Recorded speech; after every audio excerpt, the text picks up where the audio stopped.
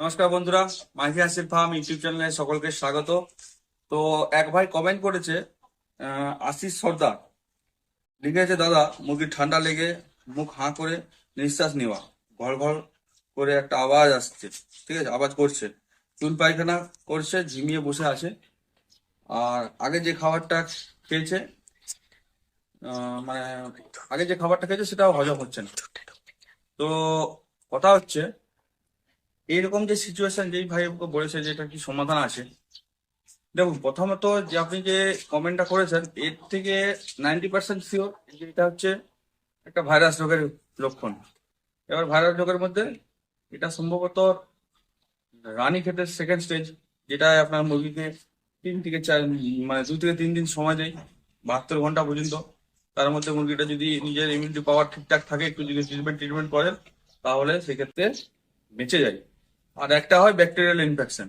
যদি bacterial infection হয়, সেটা হচ্ছে কি হয়, যে অনেকগুলো রোগ একসাথে অ্যাটাক করে, খাবার হজম হচ্ছে না, সেটা হচ্ছে লিভারের কিন্তু, ও লিভার অব্দি পৌঁছে গেছে, ঘর ঘর আওয়াজ করছে, মানে শ্বাস নালী অ্যাটাক হয়েছে।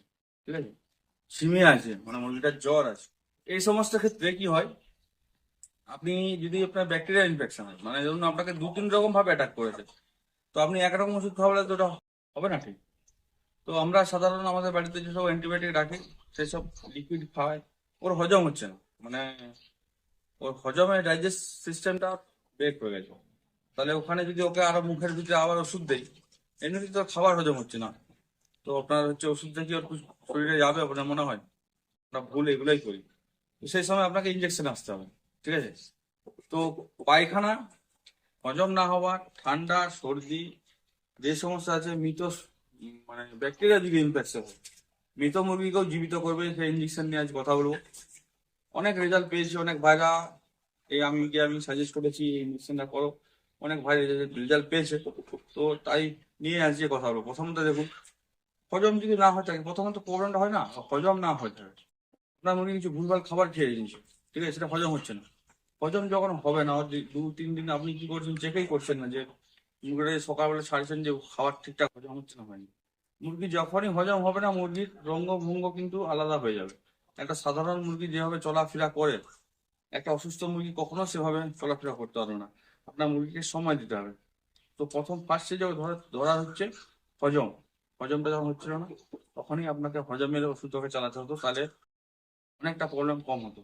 এবার ঠান্ডা, সর্দি যদি এই মুরগির আপনার অতিরিক্ত থাকে, সেই ক্ষেত্রেও কিন্তু আপনার হজম হবে না। ঠিক আছে, তো সেই ক্ষেত্রে আপনাকে সর্দি ওষুধ খাওয়াতে হবে। তখন আপনার তো সবকিছু এখন ভরে গেছে, তো আপনাকে এখন ইঞ্জেকশন আসতে হবে। কি ইঞ্জেকশন করবেন সেটা জানতে হবে। তার আগে এবার মুরগিটা রানী খেতে হয়েছে নাকি সেটাও আপনাকে জানতে হবে। তো মুরগিটা বেঁচে থাকা অবস্থায় আপনি তো ভাবছেন যে, দাদা মারা গেলে তো না হলে পশুরম হ্যান ত্যান করতাম, সেই ক্ষেত্রে আমি বুঝতে পারতাম। এবার জান জীবিত আছে, আমার এত স্বাদের মুরগি, আমি তো এসেছি কি করে আমি দেখবো, কি করে বুঝবো?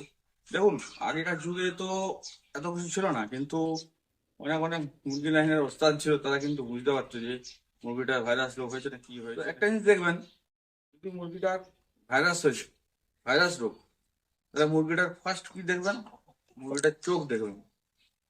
মুরগিটার চোখ যে স্বাভাবিক, যদি যে অবস্থায় চোখ থাকে, মুরগিটা ভাইরাস লেগে গেলে সেই চোখটা কিন্তু অন্যরকম হবে, একটু লালচা ভাব হবে। মানে আমাদের যেমন মানুষ যেমন একটু রেগে গেলে যেমন রাগী মুরগি যেমন চোখ একটু লাল কটমট কটমট করে, সেরকম টাইপের একটু ভাইরাস রোগে মুরগিদের চোখ পাল্টে যায়। ঠিক আছে, তো এটা হচ্ছে সব থেকে ইউনিক অপশন, এটাকে আপনাকে দেখতে হবে। তারপর তো চুন পায়খানা হ্যান ত্যান যেগুলো আছে সেগুলো সবাই জানি টুকটাক, কিন্তু সব থেকে যে কথাটা আমি বললাম, যে চোখ মুরগি দেখবেন যদি চোখের রং পাল্টে যান, তাহলে কনফার্ম জানবেন ওটা ভাইরাস রোগ। ওকে কিছু না করে ওকে সাইডে রাখুন, বাকিগুলোকে বাঁচান। ঠিক আছে, তো হচ্ছে কথা হচ্ছে, আবার যদি না আপনার ভাইরাস রোগ নয়, কিন্তু তাহলে আপনাকে ট্রিটমেন্ট করতে হবে। ট্রিটমেন্ট করার জন্য কি করতে হবে, একটা ইনজেকশন বলবো আপনাদেরকে, যেটা হচ্ছে মরা মুরগিকে যদি সর্দি যদি মরে যাও, তাও যদি আপনি ব্যবহার করেন, যদি না বেঁচে যায়, তো আপনাকে বলবেন। ঠিক আছে, যত বড় সিগারেট খাল ঘর ঘর ঘর যত যা করুক, সেই ইনজেকশনটি হলো লোফোলক্স। এটা হচ্ছে লিভোফ্লক্সাসিন কম্পোজিশনের লোফোলক্স ইনজেকশন। ঠিক আছে, এর হচ্ছে দাম আপনার হচ্ছে পড়বে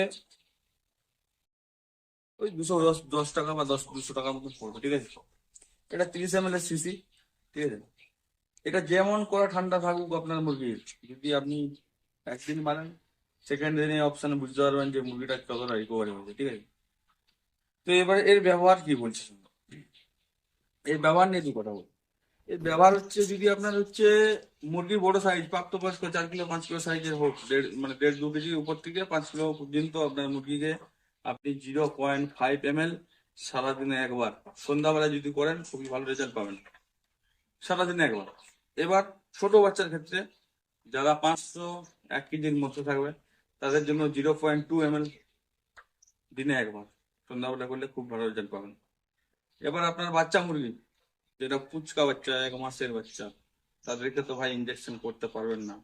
যদিও করেন তাহলে কিন্তু পা খড়াবে, হাত ভাঙবে, অনেক রকম প্রবলেম হবে, তাহলে আপনাদেরকে সেটা ইঞ্জেকশন করা যাবে না। তাদের জন্য কম্পোজিশন রাখবেন লিভোফ্লক্সাসিন, কিন্তু ইঞ্জেকশন হবে না, সেটা হবে ওরাল।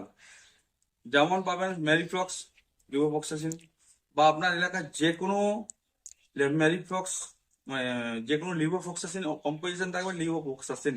দেখুন কোম্পানির নাম আলাদা হয়, ওষুধের কম্পোজিশন আলাদা হয়। অনেক ভাইরা জানে, যারা জানে না তাদের জন্য বলছি। এটার নাম হচ্ছে লোফোলক্স, কোম্পানির নাম, ঠিক আছে। বাট হচ্ছে কম্পোজিশনের নাম হচ্ছে লিভোফ্লক্সাসিন, এটা ইঞ্জেকশন, এরকম ব্যাপার।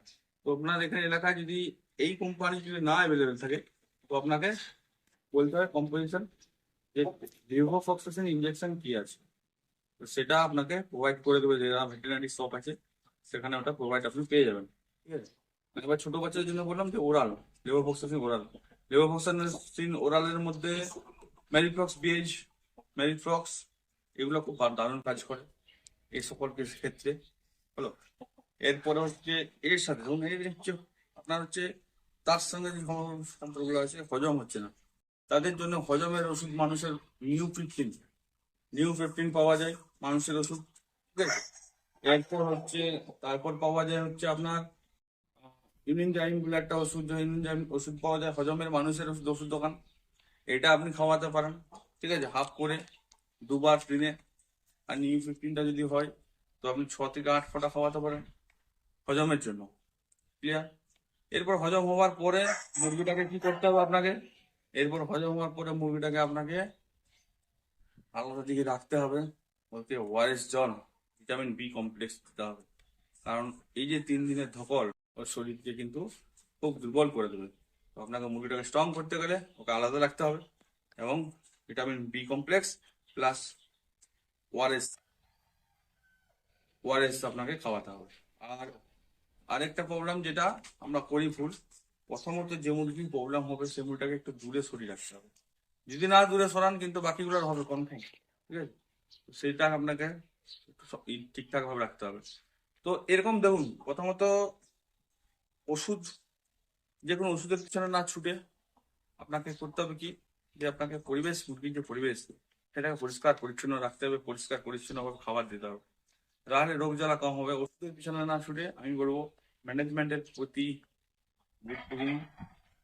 গুরুত্ব দিন, সময় দিন, তাতে আপনারা দেখবেন ওষুধ খরচা অনেক বেঁচে যাবে। এখনকার যুগে যা ওষুধের দাম, সেই অনুপাতে মুরগি চাষ করে সেই খরচা করে আপনি কিন্তু সেই প্রফিট তুলতে পারবেন না। তাই বলছি ওষুধ তো আছে এক সাইড আরাম মারাত্মক, লাস্ট পজিশনে আপনি ব্যবহার করুন, কিন্তু ম্যানেজমেন্টের দিকে একটু মানে গুরুত্ব দিন। তো ভিডিও আমরা এই চ্যানেলে এরকম দিতেই থাকি, আর এই চ্যানেলে এরকম মুভি সম্বন্ধে বিভিন্ন রকম টিপস সহ বিভিন্ন রকম ভিডিও দেওয়া হয়। তো চ্যানেলটি যে নতুন এসে থাকেন, আপনি যদি ভিডিওটা দেখছেন তো অবশ্যই ভিডিওটা কিন্তু সাবস্ক্রাইব করে দিয়ে যাবেন। আর ভিডিওটা কিছু মতামত থাকলে অবশ্যই কমেন্টে জানিয়ে দিয়ে যাবেন।